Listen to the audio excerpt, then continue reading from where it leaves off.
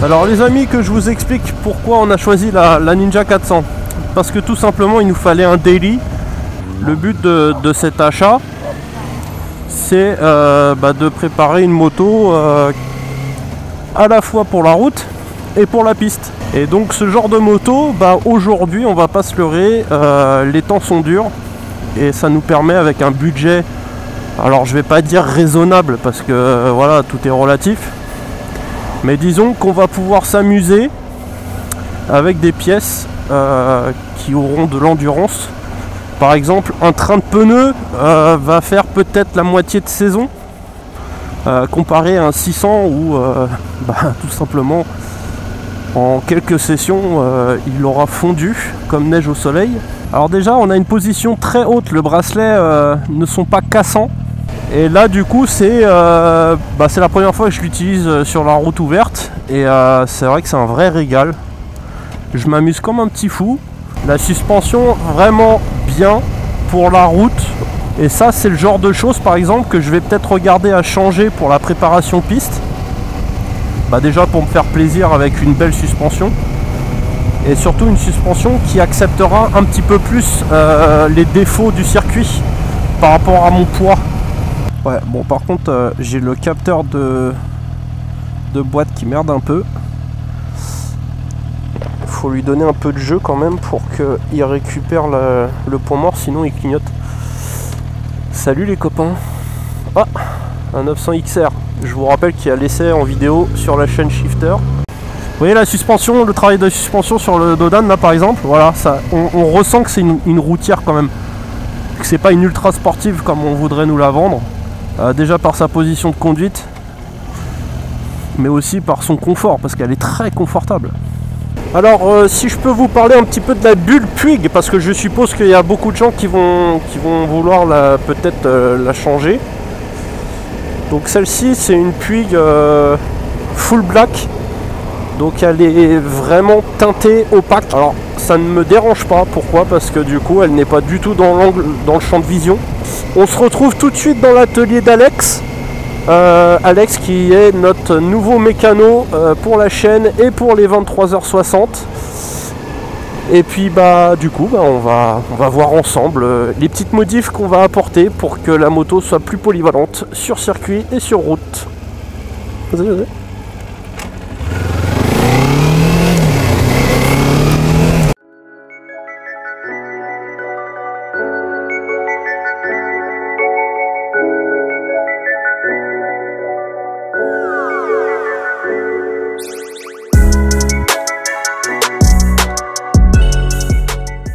Alors on se retrouve chez Alex, dans son petit atelier personnel. Je veux pas savoir ce que tu y fais. Alors, il va falloir assumer qu'on a acheté les pièces sur AliExpress. Faut pas le dire. C'est pas vrai, ce sont des fournisseurs Alex. Voilà, c'est un fournisseur comme les autres, un peu en moins bonne qualité peut-être. Oui, alors pour certaines choses on s'en fiche un petit peu. Voilà. Parce qu'effectivement, des trucs qui ne sont pas des objets de sécurité, c'est ça. En vrai, peu importe. Pour le reste, c'est ça. C'est à partir du moment que c'est de la déco, que c'est de la pièce plastique et qu'on sait qu'on mettra personne en danger sur la piste et comme sur la route d'ailleurs. Voilà, pour par exemple un capot de selle, voilà, des choses qu'on sait que ça ne générera pas de problème de sécurité. Non, on va pas tout montrer, on a sélectionné quelques petites choses. Là au niveau de l'avant, on va déjà commencer par des demi-guidons réglables. Ouais. Alors pourquoi on met des demi-guidons et pourquoi on reste pas sur le... Et bah tout simplement parce que les demi-guidons d'origine ils sont rehaussés, ils sont donc très très hauts et ils sont pas forcément pratiques.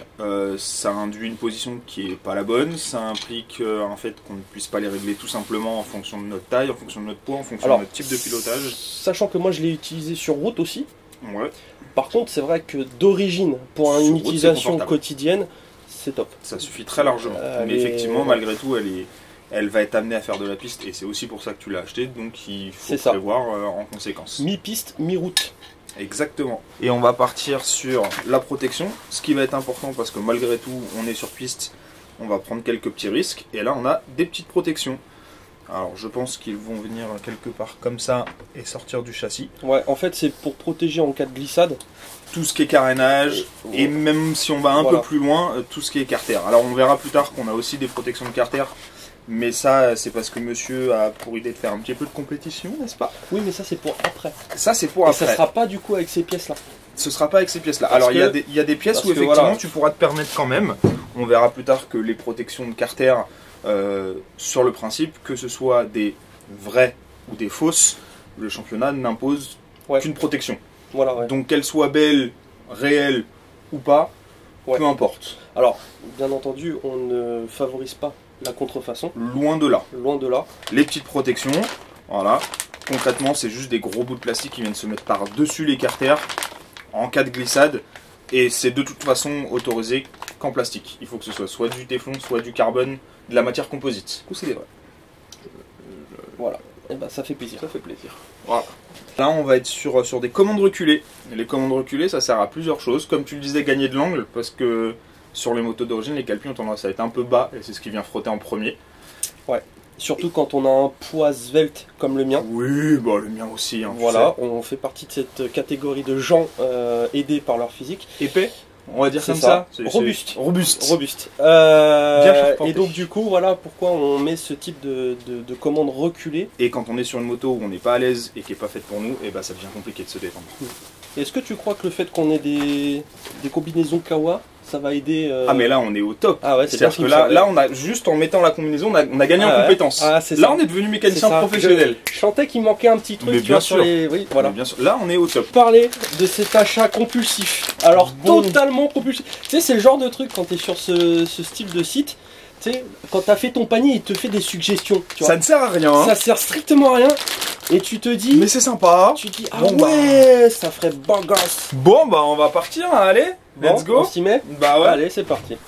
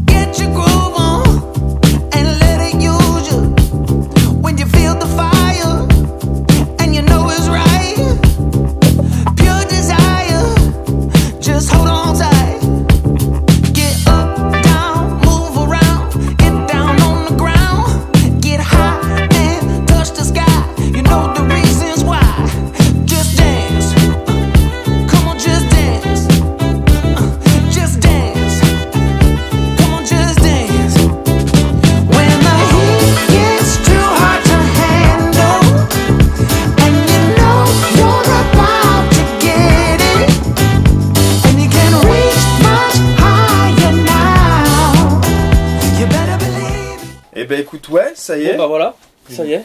Belle grosse journée, hein, on va pas se mentir. Ouais. Mais ça vaut le coup.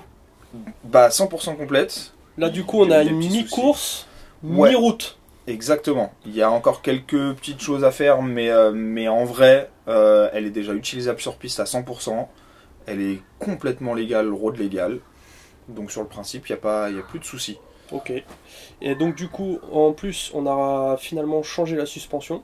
Ouais, qu'on a réussi à faire. Alors non sans mal, mais c'est passé. Alors tu peux expliquer un peu le truc un peu bizarre sur lequel on est tombé. Le truc un peu bizarre, c'est qu'effectivement, quand tu as reçu l'amortisseur et que tu m'as envoyé des photos, je me suis dit, oulala, ça ressemble pas du tout à un amortisseur de la marque EMC en l'occurrence, comme tu m'as dit. Ouais.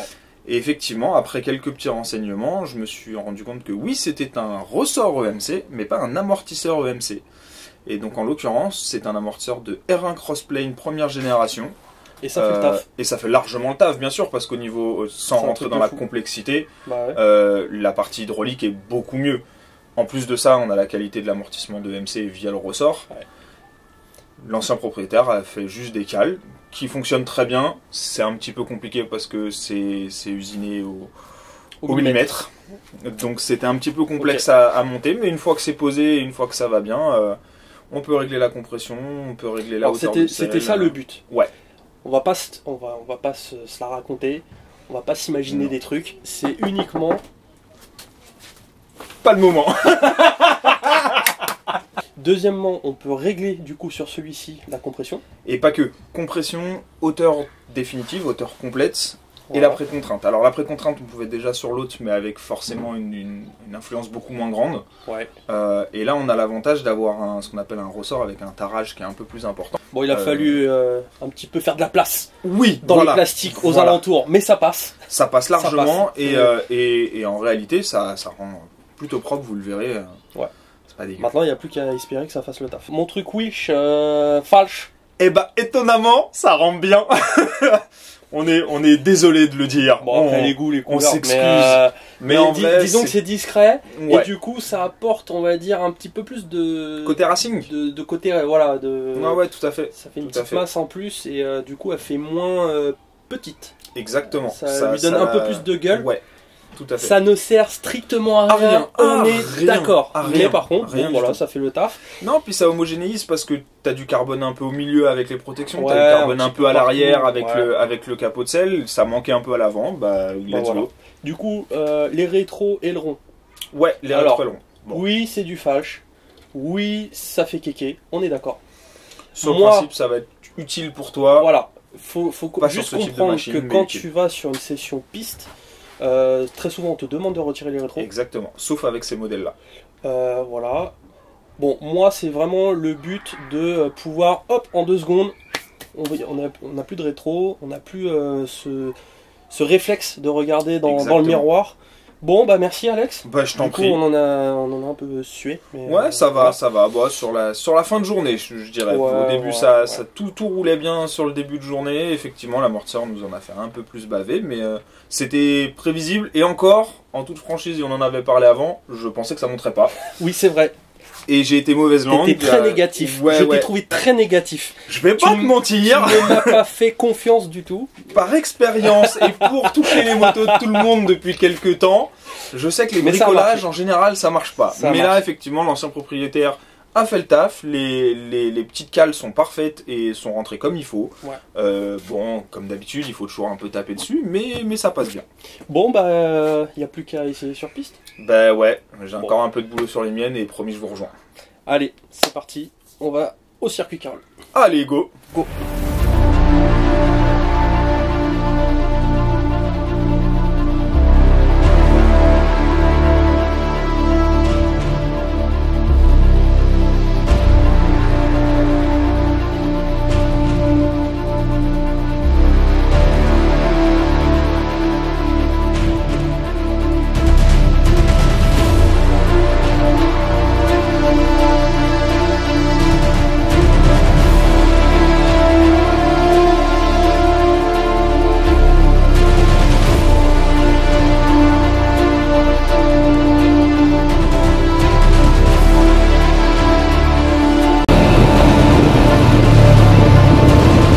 Allez les amis, on est au circuit Carole. On va aller se faire plaisir. On va commencer à la mettre un petit peu en contrainte. Faut bien faire chauffer le pneu.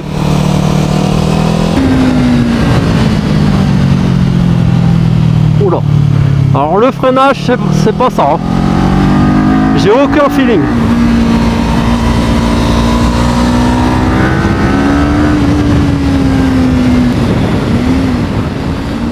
Ah ouais, à l'avant, c'est vraiment chelou. Hein. Soit la fourche elle est trop molle. Ça frotte.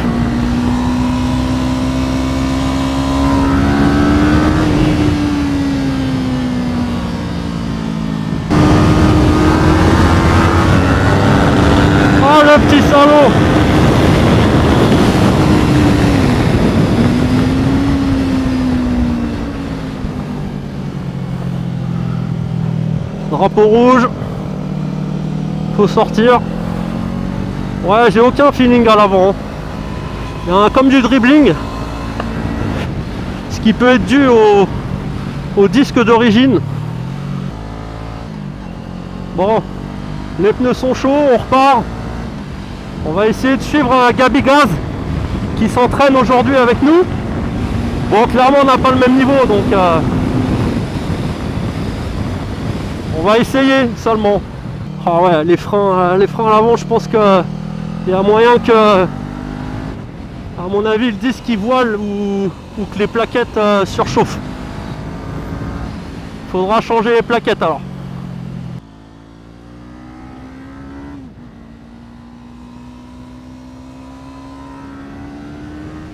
Ah, le salaud il m'attend. Gabi, t'as pas le droit de me faire un truc comme ça.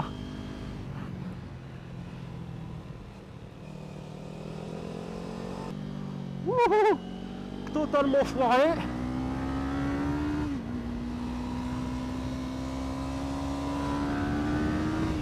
Mais bon, je m'éclate quand même, hein. Vraiment, c'est une très très bonne moto pour s'amuser. C'est pas de prise de tête.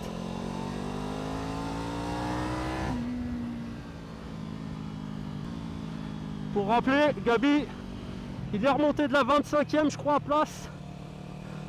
Pour faire un top 5, il me semble. Bon, voilà. On n'est pas du tout sur la même planète.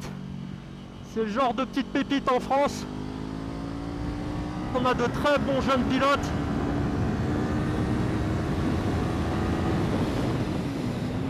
On sait que c'est une très très bonne moto préparée pour le circuit. On comprend mieux pourquoi elle est dans le championnat majoritairement. Donc on s'éclate, c'est léger, c'est très facile à manier. Et puis surtout, niveau budget, ça reste des budgets bien moins gourmands que sur les catégories supérieures. Donc je ne regrette pas ce choix. Je pense qu'on va passer de très bons moments avec cette machine. Merci encore à Gabi Gaz d'avoir essayé de me laisser sa roue. La prochaine fois, peut-être que j'essaierai de te suivre. Peut-être. Et puis les amis, merci d'avoir suivi cette vidéo. N'hésitez pas à vous abonner, c'est très important. N'hésitez pas non plus à commenter cette vidéo. Et puis reste à moi de vous dire à la prochaine et hâte de vous retrouver. Allez, ciao!